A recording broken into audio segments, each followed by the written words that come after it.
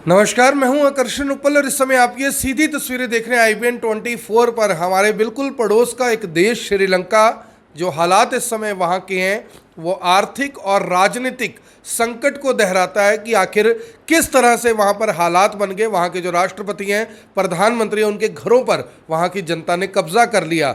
लेकिन हिंदुस्तान के अंदर जो हिंदुस्तान के नेता हैं, हिंदुस्तान की जनता है, वो इस बारे में क्या सोचती है, लगातार हम उनसे इस बारे में चर्चा कर रहे हैं, बात कर रहे हैं। आज हम पहुंचे हैं असंध के कांग्रेस विधायक शमशेर सिंह गोगी के पास। उनसे जानते हैं कि कुछ सवाल हैं हमारे पास जो राष्ट्रीय राजनीति से संबंधित है।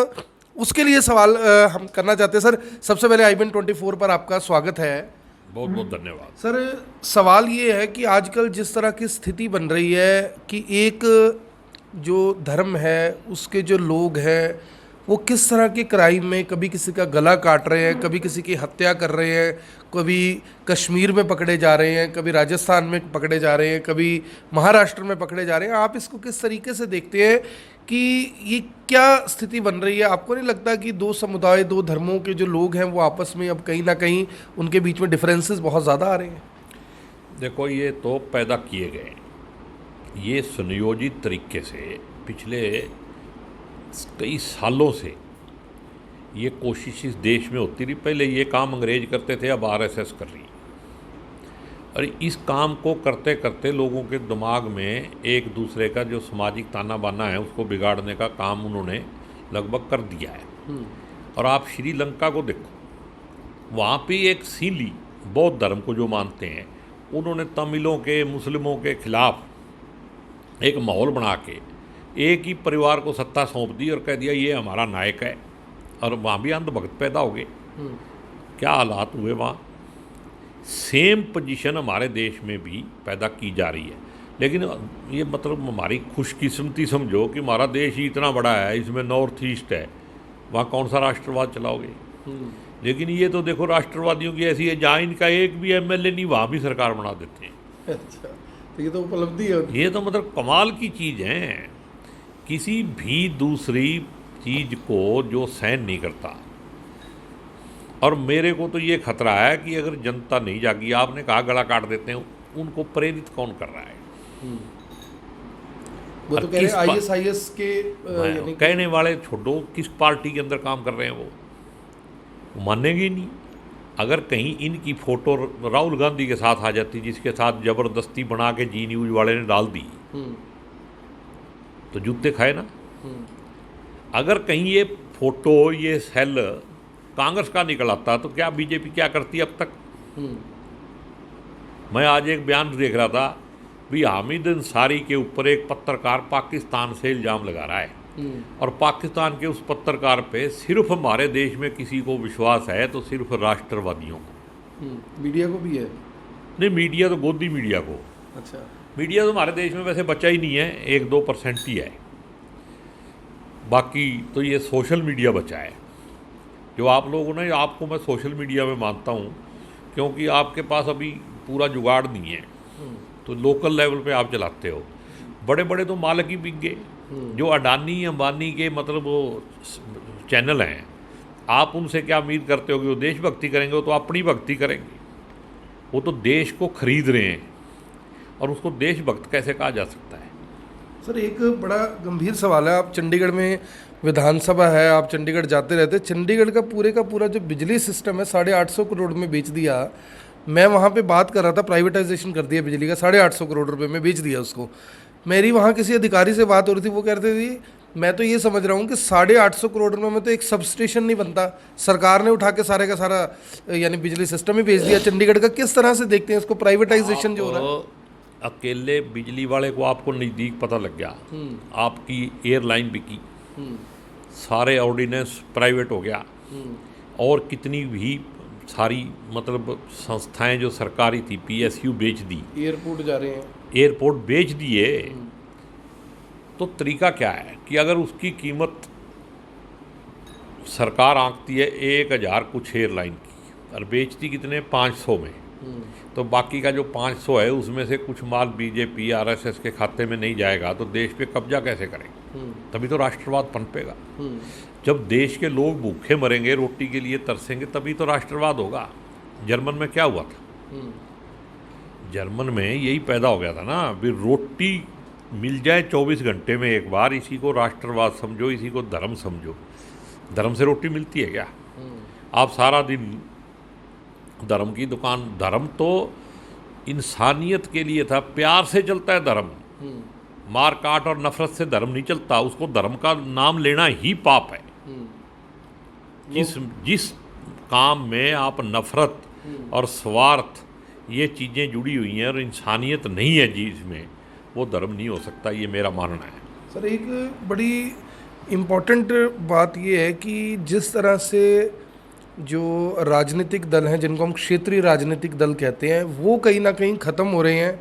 ख़त्म तो खैर कांग्रेस भी होती हुई दिखाई दे रही है। कांग्रेस या तो टूट जाती है या उसे तोड़ दिया जाता है। कभी विधायक ले आते, कभी एमपी ले आते, कभी कांग्रेस के बड़े बड़े बीजेपी के लीडर आ जाते हैं, फिर वो बढ़िया साबुन के साथ, बढ़िया वॉशिंग पाउडर के साथ उनको धोकर क्लीन किया जाता है, फिर वो राष्ट्रवादी बन जाते हैं। तो आपको शौक नहीं है ऐसा राष्ट्रवादी बनने का? ऐसे है ना, देखो, एक ये जो राष्ट्रवादी पार्टी है ना, इसकी ताकत जनता नहीं है। इसकी ताकत ईडी, सीबीआई, इनकम टैक्स, ये सारे हैं। आप देखो कोई भी दूसरी पार्टी का आदमी, किसी एक बीजेपी वाले के घर कभी आपने सुना भी ईडी गया, सीबीआई गई? ईमानदार होंगे ना, राष्ट्रवाद है वो। हाँ, नहीं, वहाँ तो देखो बेईमान है ही नहीं ना। आपने करनाल में देखा नहीं, हमारे मुख्यमंत्री जी का हल्का है, अरे यहाँ कभी 1 रुपए की करप्शन नहीं हुई। कमाल नहीं है? धरती पे स्वर्ग आपने देखना हो तो करनाल में देख सकते हो। लेकिन हम तो करप्शन के बहुत मामले उठाते हैं। आप करप्शन के मामले बेशक उठाओगे, लेकिन हमारा मुख्यमंत्री जो है वो कभी नहीं उठाएगा करप्शन का मामला, क्योंकि सारा माल तो कहाँ जा रहा है।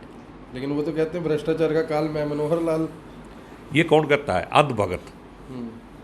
अंधभक्तों की तो मैं बता ही रहा हूँ, एक लंका बनाना है। इंडिया श्रीलंका बन नहीं सकता, ये राष्ट्रवादी सारा जोर लगा लो, नहीं बनेगा और ना हम बनने देंगे। जब तक हम जिंदा हैं, जब तक कांग्रेस जिंदा है, ये देश का कुछ नहीं बिगाड़ सकती। 21 तारीख ये देश के अंदर कांग्रेस के लोगों को कभी खरीद लो, कभी किसी के यहाँ ईडी भेज दो। महाराष्ट्र की सरकार तोड़ी तो देखो इतने ईमानदार हैं बेचारे, कहते रहे हमारा कोई हाथ नहीं। भाई अगर तुम्हारा हाथ नहीं है तो असम में और सूरत में फिर सेवा क्यों कर रहा है तुम्हारा चीफ मिनिस्टर? वहाँ बाढ़ आई हुई है, लोग मर रहे हैं, उनका तो ध्यान नहीं है चीफ मिनिस्टर को, और एमएलए की सेवा कर रहा है। वो तो सब तड़प रहे हैं ना, यानी उनको लग रहा है भी कोई ऐसा राज्य कैसे बच जाए कि जहाँ हम सेवा ना कर सके। वो सेवा करना चाहते हैं, इसमें क्या बुराई है? नहीं, सेवा कौन सी, देश को बर्बाद करने की। ये सेवा तो पहले भी अंग्रेज भी करते रहे। वो भी कहते थे हम तो देखो तुम्हारे को सीधा रास्ता बता रहे, तुम तो यहाँ पे जाहिल थे। और एक बात मैं आपके माध्यम से कह दूँ, जो बुज़दिल और कायर आदमी है ना, वो धर्म और जाति का सहारा लेता है। जो सही आदमी है ना, ईमानदार देशभक्त है, वो कभी, आपने भगत सिंह, चंद्रशेखर आज़ाद, सुभाष चंद्र बोस, कितने बड़े बड़े लीडर हैं, और पूरी आज़ादी की लड़ाई में महात्मा गांधी से लेके जितने भी कांग्रेस के लोग थे, कभी किसी ने जाति और धर्म के नाम पे आंदोलन किया कभी? एक एग्जाम्पल आप बता दो। क्योंकि वो देशभक्त थे। और जो बुज़दिल लोग होते हैं, कायर लोग होते हैं, और जो डरपोक लोग होते हैं, डरपोक ही आदमी जो है वो डिक्टेटर बनता है। जो असली आदमी, उसको तो डर ही नहीं है, वो कहता है मैं जनता के बीच में ये काम कर रहा हूँ, जनता जो चाहेगी। सर आप इतनी बातें कर रहे हो कि नहीं ऐसा नहीं है, लेकिन आपको याद होगा कि जम्मू कश्मीर पुलिस के जो डीएसपी थे एक देविंदर सिंह, अगर पार्टी की सोच ऐसी होती तो ऐसे ऐसे लोगों को अरेस्ट क्यों किया जाता? आज वो सलाखों के पीछे हैं। इतनी कड़ी कार्रवाई की है सरकार ने उनके ऊपर। कहाँ करी है? अरेस्ट कर लिया। देविंदर सिंह का इतिहास का एक चिट्ठा तो एक दिन अखबार में लिख दो, लोगों को पता लग जाएगा। किसी भी पत्रकार को देविंदर सिंह को मिलवा दो ना। एक भी पत्रकार जिसको ये गोदी मीडिया का कहते हैं, अगर उसकी अंतरात्मा सही है और वो इस हिंदुस्तान की मिट्टी का बना हुआ है, तो उसको देविंदर सिंह से मिला दो। मैं तो कहता हूँ देविंदर सिंह आरएसएस का आदमी है, जिसने, उसका पार्लियामेंट वाले में भी उसका हाथ था, पठानकोट में उसका हाथ, पुलवामा में वो क्या किया क्या नहीं किया, और आतंकवादियों के साथ वो पकड़ा गया रंगे हाथों। दिल्ली ले जा रहा था, और दिल्ली में जाके छोटा मोटा धमाका ना करते तो 2 दिन पहले उनकी रेस्ट दिखाते, भाई ये तो मोदी जी को मारने चले थे, पूरे देश को इमोशनली ब्लैकमेल करने के लिए।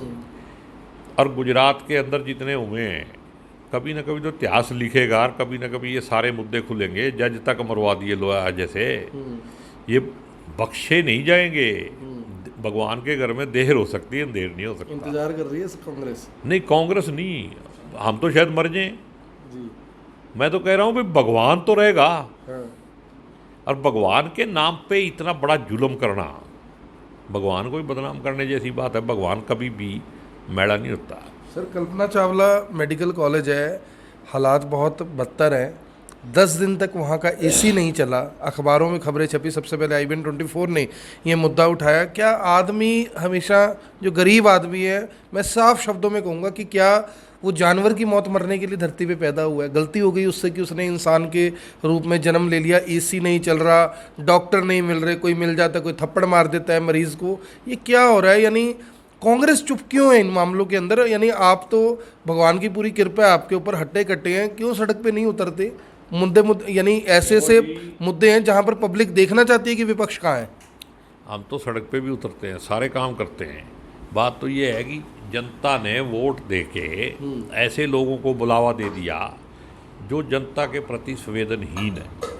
उनको जनता की ज़रूरत नहीं है, उनके पास धार्मिक फीम है, वो खिलाएंगे, फिर नहीं तो जाति की फीम खिला देंगे। 21 तारीख को सोनिया गांधी को समन कर दिया ईडी ने। सोनिया गांधी का कुछ नहीं बिगड़ता, नहीं बिगड़ेगा? ठीक है ना। इतने कॉन्फिडेंट कैसे हो? देखो, कुत्तों के भौंकने से जी।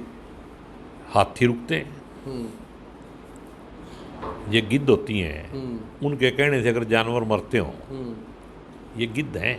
कुत्ता, ये देश के कुत्ता और हाथी तो आपने कह दिया, ये किसके लिए कह रहे हो आप? नहीं, मैं तो कह रहा हूँ एक कहावत है, अच्छा, भाई कहावत कुत्तों के भौंकने से हाथी नहीं रास्ते में रुका करते, हाथी चलते रहते हैं। जी। मेरा कहने का मतलब है भी ऐसे ऐसे लोगों के ऐसे ऐसे घटिया हथकंडे अपनाने से इस देश की विचारधारा भी ख़त्म नहीं होगी कांग्रेस की। और जो कांग्रेस का एक मूव है वो चलती रहेगी, हमारी मूवमेंट में कोई फ़र्क नहीं पड़ेगा। हुड्डा साहब से कुछ संबंध बढ़िया हो गए? नहीं, हुड्डा साहब तो कांग्रेस के लीडर हैं, उसमें संबंध बढ़िया हो ना हो। आपके संबंध ठीक है उनके साथ? मेरे ठीक है, बिल्कुल चल रही है। लग रहा है भी 2024 में CM बनेंगे। देखो, CM का तो मेरे को पता नहीं, पर ये पता है मेरे को भी कांग्रेस जीतेगी। इस बात में कंफर्म है? 100%, 100%। 101। कितनी सीटें लग रही हैं? अभी 2 साल पड़े हैं चुनाव में लगभग। बस मेरे को पता है सरकार बनेगी, सीटें 60 से ऊपर ऊपर आई। 60 से ऊपर? अभी आप मोदी जी खट्टर साहब जैसे कॉन्फिडेंट लग रही हो। कांग्रेस की सीटें अगर 15 और 20 के बीच में ना रह जाए तो मेरे को पकड़ लेना। ये आज बीजेपी की 15 से 20 से ऊपर सीट आ जाए। कितनी लग रही है आपको? आप खट्टर साहब को जिता के दिखा देना। नहीं, मैं क्यों जिताऊंगा, ये तो आप बताइए। खट्टर साहब मेरे को लगता नहीं कि यहाँ से इलेक्शन लड़ेंगे बेचारे। कहाँ से लड़ेंगे? क्योंकि ये DTP और DC निशांत यादव, इस तरह के कई जो लोग इन्होंने पाले हैं और अब भी रखे हुए हैं। और जिस तरह की आप बता रहे हो, कल्पना चावला चीफ मिनिस्टर के यहाँ नहीं चल सकता। एक लैब थी यहाँ TB वालों की, वो बंद है 1 साल से। और ऐसे ऐसे काम कर रही है। मैं मुख्यमंत्री जी को आपके माध्यम से बताना चाहता हूँ, मेरा मैसेज पहुँचा देना भाई। अभी म्यूनसिपल कमेटियों के परिषद के इलेक्शन हुए और बहुत सारे लोगों के जाली सर्टिफिकेट मिले हैं उसमें। तो मैं कहता हूँ कि अगर मुख्यमंत्री जी वाकई ही संविधान की शपथ लेके ही मुख्यमंत्री बने और उसके प्रति थोड़ी बहुत भी श्रद्धा है, तो ऐसे लोगों को ओथ नहीं दिलवानी चाहिए। पहले उसको कन्फर्म करना चाहिए कि सच और झूठ नितारा करो और फिर ऐसे लोगों को ओथ दिलवाओ। जो आदमी एक संवैधानिक पद पे गलत तरीके से पहुंचना चाहता है, वो लोकतंत्र की और जनता की सेवा कैसे करेगा? एक बहुत बड़ा सवाल है। और जो आज के दिन सत्ता में हैं, जो लोकतंत्र के प्रहरी अपने आप को कहते हैं, ऐसे ही लोगों की जिम्मेदारी है, नहीं तो जनता माफ़ नहीं करेगी। आखिरी सवाल है सर, सरपंच बनने के लिए 10वीं जरूरी है, विधायक बनने के लिए 10वीं 12वीं ग्रेजुएशन जरूरी क्यों नहीं है, सांसद बनने के लिए क्वालिफिकेशन जरूरी क्यों नहीं है? आपको नहीं लगता यहाँ पर कुछ ना कुछ, यानी कि राजनीतिक तौर पर भेदभाव हो रहा है? भी MC बनना है तो 10वीं होनी चाहिए, लेकिन CM बनना है या विधायक बनना है या MP बनना है तो उसके लिए क्वालिफिकेशन की कोई ज़रूरत नहीं है। इतना भेदभाव क्यों? देखो, मैं तो आपसे सहमत हूँ। मैं कहता हूँ कि कम से कम 10वीं जो है अगर सरपंच के लिए है, साइन तो आए कम से तो कम। यहाँ कम से कम +2 तो होनी चाहिए। अगर बीए नहीं कर सकते, क्योंकि बहुत सारे लोग बेचारे बीए नहीं है ना, +2 ठीक है। तो +2 तो होनी चाहिए सरपंच से, और इनसे तो ऊपर होना चाहिए ना। वैसे तो अगर बीए भी कर दी जाए, तो ये भेदभाव लेकिन क्यों है? भेदभाव सिर्फ इसलिए है कि जब भी मेरे को अपने खिलाफ कानून बनाना है, हाँ, तो मैं यार करूँगा ऐसा काम। दूसरों के लिए बना दो, अपने लिए। दूसरों को मतलब समझाना बड़ा आसान है। दूसरे के लिए जज, अपने लिए वकील। दूसरों को तो शिक्षा दो भी, तुम अच्छे नागरिक बनो, पढ़े लिखे हो, और खुद ठगी करो, बीजेपी और आरएसएस का घर भर दो सरकारी पैसा लूट लूट के। इस देश में तो कोई जांच एजेंसी नहीं बची है, सुप्रीम कोर्ट को भी धमका रहे हैं अगले। आपको पता है बीजेपी 5,000 करोड़ रुपए की पार्टी होगी, 5,000 करोड़ की पार्टी होगी बीजेपी और इतनी कांग्रेस बड़ी कहाँ रहेगी? तीसरा चौथा नंबर आ गया। बीजेपी ने तो गुंडागर्दी से डरा डरा के लोगों से पैसे लिए हैं, और हमारी सरकार आने तो सारे एक एक पाई पाई का हिसाब होगा। हरियाणा का और हमारा दुर्भाग्य है कि तड़ी पार लोग हमारे देश के होम मिनिस्टर हैं। तो ये हैं शमशेर सिंह गोगी, हमेशा से अपनी बात को प्रमुखता से कहते आए हैं, बिना किसी डर के कहते आए हैं। अक्सर आपने देखा होगा कि जो नेता हैं वो कहने से बचते हैं, कहते सरकार आएगी फिर बोलेंगे, लेकिन जब से ये खुद विधायक हैं, जो भी सवाल लेते हैं खुले तौर पर बोल देते हैं कि भी इस आदमी ने ये काम किया और मुझे ये बात पसंद नहीं है, चाहे वो कांग्रेस का ही लीडर क्यों ना हो। मेरी आप सभी से अपील, जो भी लोग इस वीडियो को देख रहे हैं इसे साथ के साथ ज़रूर शेयर करें। आप देख रहे हैं IPN24, मैं हूँ आकर्षण उपल करनाल से, आप सभी के साथ लाइव। धन्यवाद। अब यहाँ तक आ ही गए हैं तो हमारे चैनल को सब्सक्राइब जरूर करें और नीचे दिए गए बेल आइकन को जरूर दबाएं, ताकि हर खबर सबसे पहले पहुंचे आप तक।